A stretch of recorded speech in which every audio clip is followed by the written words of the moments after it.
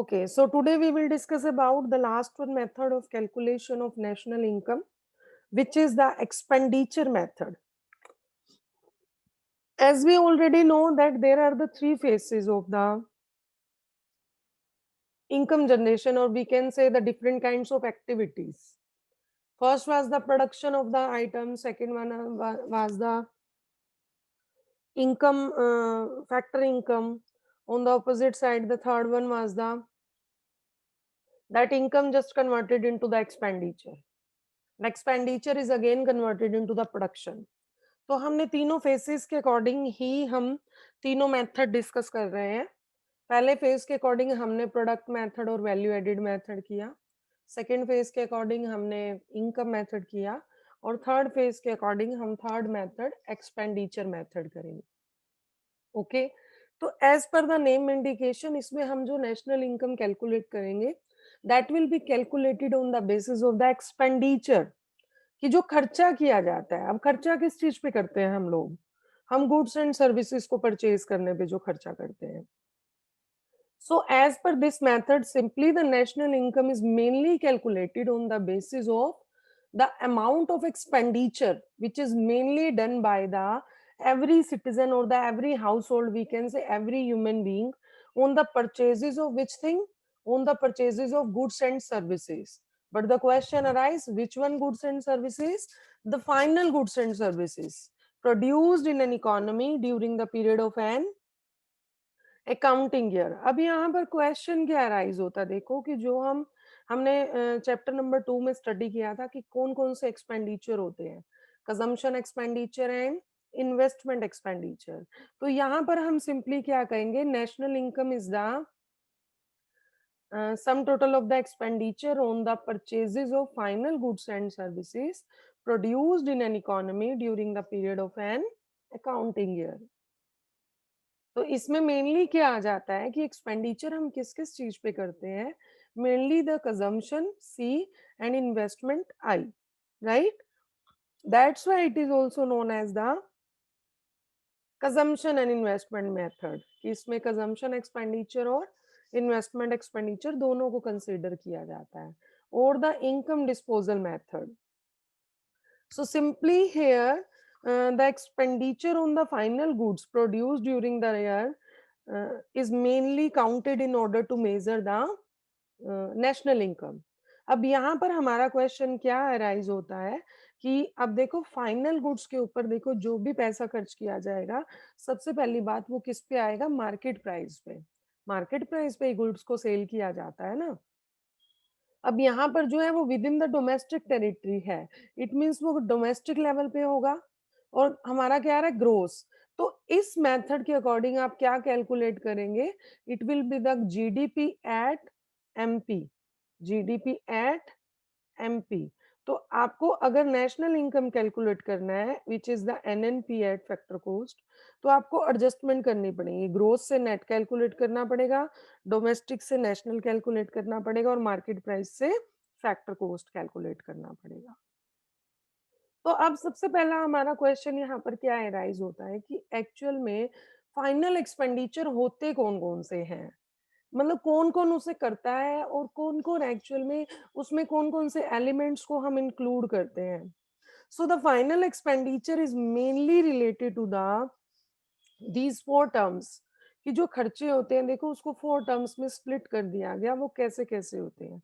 The first one is there, that is the private final consumption expenditure. Private refers to कि general जो population है, जो public है, वो जितना फाइनल कंजम्पशन एक्सपेंडिचर कर रही है।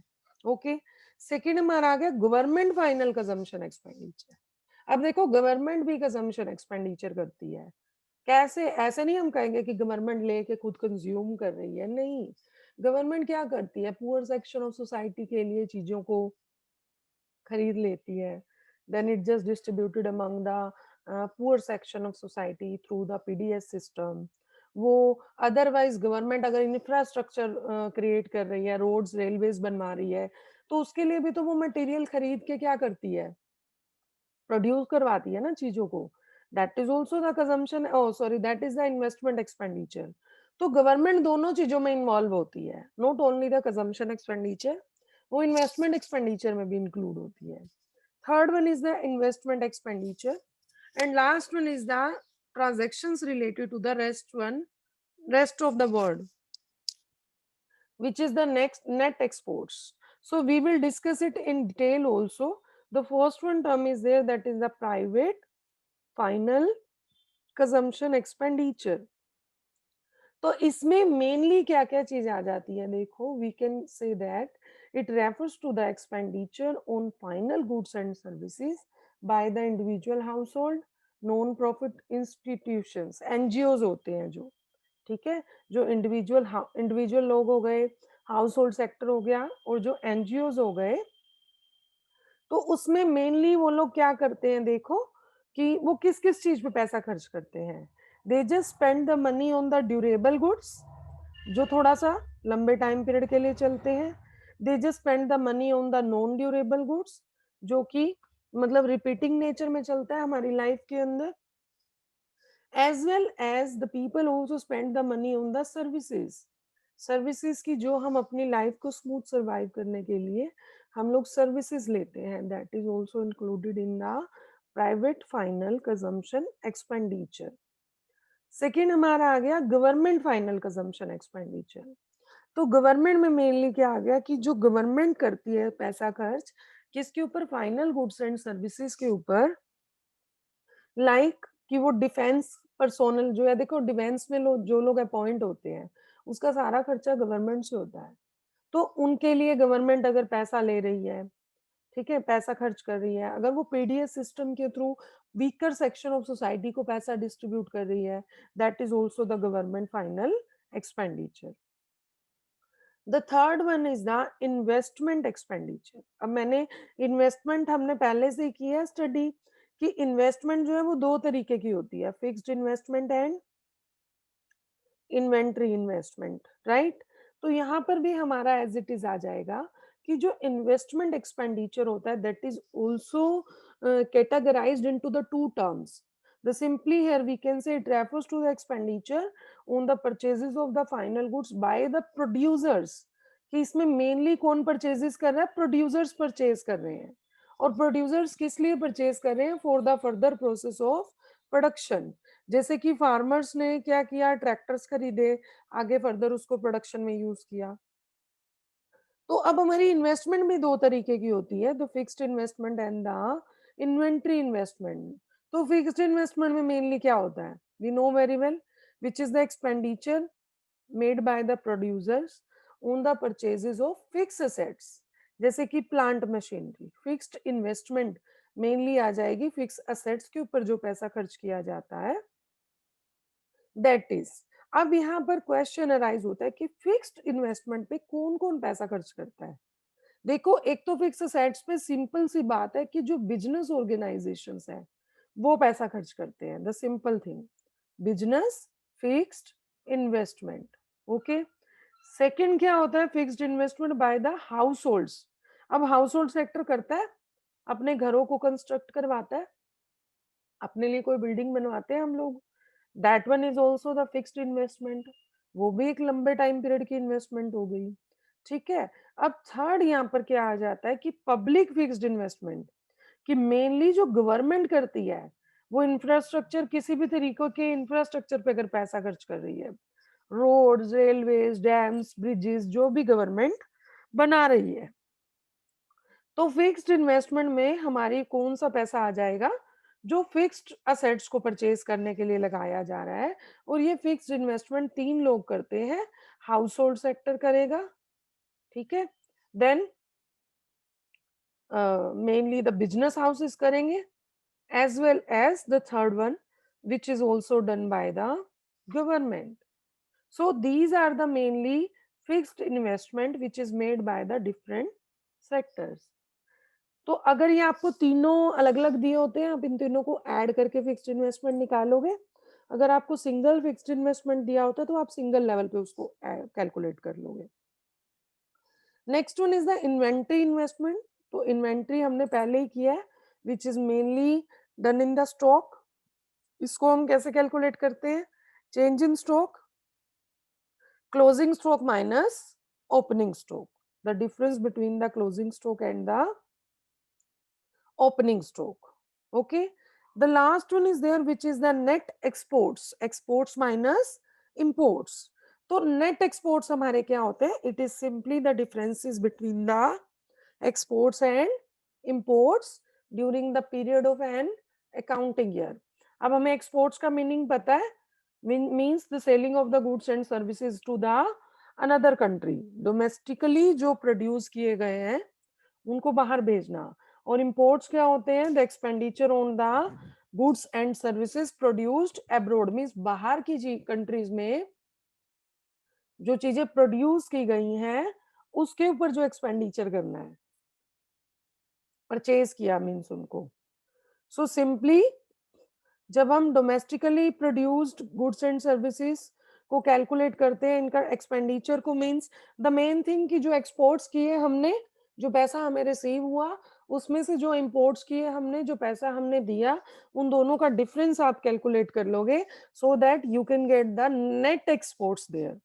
अगर वो पॉजिटिव में आ रहा है इट मीन्स आपके एक्सपोर्ट्स ज्यादा हैं, अगर वो नेगेटिव में आ रहा है तो वो आपके इंपोर्ट्स ज्यादा हैं. तो आपको यहाँ पर क्या मिलता है? That is the GDP at MP, GDP at MP. तो हमारा कंजम्पशन एक्सपेंडिचर क्या हो गया? देखो अब मींस हमारे एक्सपेंडिचर मेथड के अकॉर्डिंग अगर हम बात करें तो हम नेशनल इनकम में क्या कैसे कैलकुलेट करेंगे? Private final consumption expenditure, government final consumption expenditure, investment हो गई बिजनेस की, गवर्नमेंट की, हाउस होल्ड की, इन्वेंट्री इन्वेस्टमेंट हो गई क्लोजिंग माइनस ओपनिंग, और नेट एक्सपोर्ट्स हो गए. अब यहाँ पे ध्यान से देखो, ये जो हमारी तीनों इन्वेस्टमेंट है, बिजनेस, गवर्नमेंट और रेजिडेंट मतलब हाउस होल्ड से, इसको हम क्या बोलते हैं? Gross domestic fixed investment. ठीक है, ग्रोस डोमेस्टिक फिक्स्ड इन्वेस्टमेंट, इसको हम कैपिटल फॉर्मेशन भी बोलते हैं. Gross domestic fixed capital investment, capital formation, क्योंकि इसमें अल्टीमेटली कहीं ना कहीं हमारा इन्वेस्टमेंट हो रहा है. तो ये किसके बराबर आ जाएगा? GDP is equal to GDP at MP. तो जीडीपी एट एमपी से अब आप अगर नेशनल इनकम कैलकुलेट करेंगे तो आप क्या करेंगे? हमें सीधा सीधा एनएनपी एट एफसी पे आना है. तो आप क्या करेंगे? अब आप सबसे पहले मार्केट प्राइस को फैक्टर कॉस्ट में कन्वर्ट करेंगे. तो यहाँ पर इन्होंने सबसे पहले किया ग्रोस को नेट में कन्वर्ट, तो हमने डेप्रिसिएशन यूज कर लिया. फिर नेट से, फिर मार्केट प्राइस से इन्होंने फैक्टर कॉस्ट में कन्वर्ट किया, नेट इनडायरेक्ट टैक्सेस. फिर हमने net factor income from abroad add कर दी, तो वो आपका क्या बन गया? NNP at FC. The national income is equal to the NNP at FC, net national product at factor cost. Okay, so here how you can calculate the simple term final consumption expenditure. तो final consumption expenditure हमारे किस किस में आए? Private final consumption expenditure, government final consumption expenditure. Second हमारी आ गई gross domestic capital formation. तो ये क्या क्या है? ग्रोस डोमेस्टिक कैपिटल फॉर्मेशन में हमारे पास क्या क्या है? That is the gross domestic fixed capital formation plus inventory investment. Net exports, exports minus imports. Gross domestic fixed capital formation किसके बराबर है? बिजनेस, गवर्नमेंट और हाउस होल्ड्स के अकॉर्डिंग, जो किसके बराबर आ जाएगा? जीडीपी एट एमपी, जिसमें से डेप्रिसिएशन लेस किया, NDP at MP, indirect tax less किए, NDP at FC, net factor income from abroad add किया, NNP at FC. So this is the way to calculate the national income on the basis of the expenditure method. अब as it is यहाँ पर mainly क्या आ जाएगा कि आपके precautions क्या है इसके रिगार्डिंग, कौन कौन सी चीजों को आपको ध्यान में रखना है. तो सबसे पहला फर्स्ट पॉइंट, सिर्फ फाइनल एक्सपेंडिचर को ही आप कंसीडर करेंगे in order to avoid the double counting. जैसे कि हमने वैल्यू एडेड मेथड में किया था कि डबल काउंटिंग हो जाती है, उसकी वजह से हम क्या करते हैं, सिर्फ फाइनल आउटपुट को ही कंसीडर करते हैं। ओके और फाइनल एक्सपेंडिचर क्या है, विच is the expenditure on the final goods and services. Intermediate goods के ऊपर खर्चा किया हुआ आप इंक्लूड नहीं करेंगे। Second one, the same precaution, second hand goods के ऊपर किया गया खर्चा इंक्लूड नहीं किया जाएगा, बट उसके ऊपर कमीशन, कमीशन तो चलो अर्निंग हो गया, this is the expenditure sense. तो अगर आप सेकेंड हैंड गुड्स पे कोई पैसा खर्च कर रहे हैं, that will not be included. Second, third one, shares और बॉन्ड्स के ऊपर जो पैसा खर्च किया गया है, ध्यान से सुनना इस चीज को, इसको नेशनल इनकम में इंक्लूड नहीं किया जाएगा during the expenditure method. Reason क्या है इस बात का, क्योंकि ये एक पेपर वर्क होता है। इसमें आप सोचें कि किसी चीज पे एक्चुअली प्रोडक्शन हो रही है, किसी गुड्स एंड सर्विसेज की, तो नहीं, यहाँ पे सिर्फ ट्रांजैक्शंस चलती हैं ऑनलाइन, पेपर वर्क हो जाता है, पेपर क्लेम हो जाते हैं।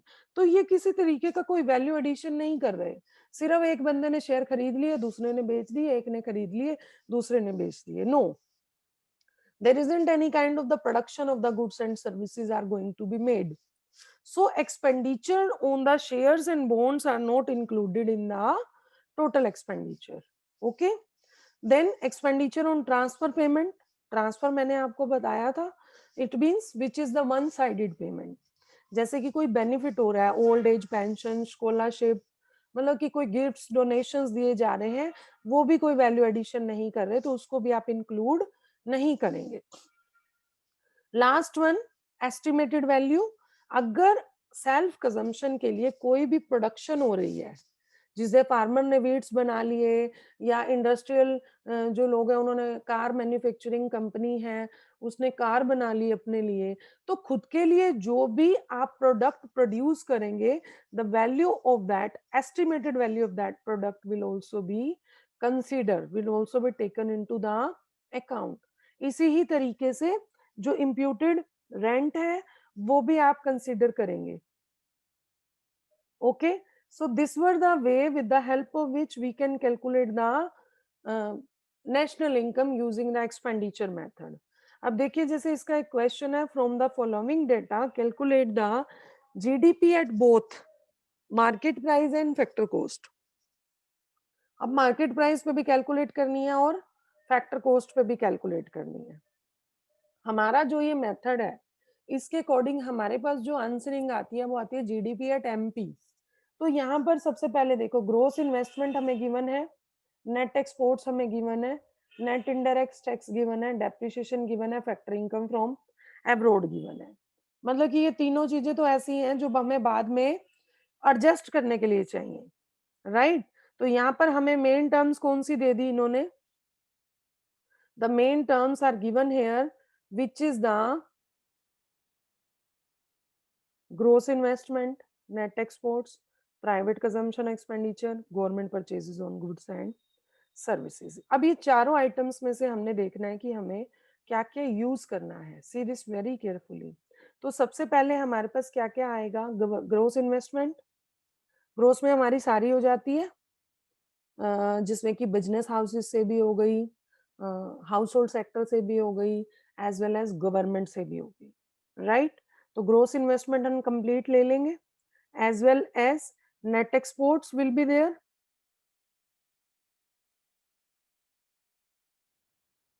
Net exports as it is consider किए जाएंगे, प्राइवेट फाइनल कंजम्पशन एक्सपेंडिचर भी कंसीडर किया जाएगा, और जो गवर्नमेंट ने कंजम्पशन एक्सपेंडिचर किया वो भी कंसीडर किया जाएगा। So the total of all these four items will be termed as GDP at MP.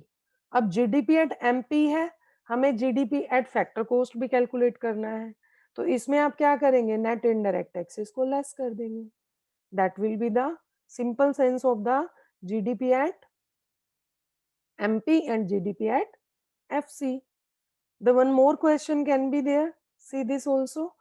Find the NDP at FC। आपको ये बात बहुत ज्यादा ध्यान से लर्न रखनी है कि आपको इस मेथड से क्या मिलेगा, जीडीपी एट एमपी। आपको एडजस्टमेंट करनी है रेस्ट वन कैलकुलेट करने के लिए। अब आपके इस मेथड के अकॉर्डिंग आपके पास क्या-क्या है? सबसे पहला gross domestic fixed investment, inventory investment, consumption expenditure, residential construction investment. अब ध्यान से देखिएगा इसमें, यहाँ पे इन्होंने कंफ्यूज करने के लिए आपको कुछ दिया है। This is the gross domestic fixed investment, जिसमें हम कहते हैं कि बिजनेस हाउसेस, गवर्नमेंट सेक्टर और रेजिडेंशियल, ये तीनों का हम ऐड कर देते हैं, ठीक है। अब यहाँ पर देखो इन्होंने रेजिडेंशियल कंस्ट्रक्शन इन्वेस्टमेंट अलग से दे दिया, तो आपको इन चीजों में कंफ्यूज नहीं होना, you just have to pay attention कि कैसे कैलकुलेट करना है। तो आपको यहाँ पर देखो gross domestic fixed investment, inventory investment and consumption expenditure. क्यों? क्योंकि जो रेजिडेंशियल कंस्ट्रक्शन इन्वेस्टमेंट है वो already gross domestic fixed investment में इंक्लूडेड है। तो यहाँ पर आपका क्या आ जाएगा, ये टोटल करने के बाद जीडीपी एट एमपी। हमें कैलकुलेट क्या करना है, NDP at FC, it means gross से नेट कैलकुलेट करना है, तो डेप्रिसिएशन लेस करनी है, डोमेस्टिक डोमेस्टिक सेम है, प्रोडक्ट प्रोडक्ट सेम है, एमपी से एफसी कैलकुलेट करना है, तो इनडायरेक्ट टैक्सेस को लेस करना है। अब इनडायरेक्ट टैक्सेस में इन्होंने यहाँ पर क्या किया कि नेट इनडायरेक्ट टैक्सेस ना देते हुए टैक्सेस और सब्सिडी दोनों दे दी, तो आप इनडायरेक्ट टैक्स लेस करके सब्सिडी को ऐड कर दोगे, या इनडायरेक्ट टैक्स में से सब्सिडी को डायरेक्टली लेस करके देन नेट इनडायरेक्ट टैक्सेस को आप ऐड कर देंगे। So this is the simple way to calculate the national income using the expenditure method, using the expenditure method.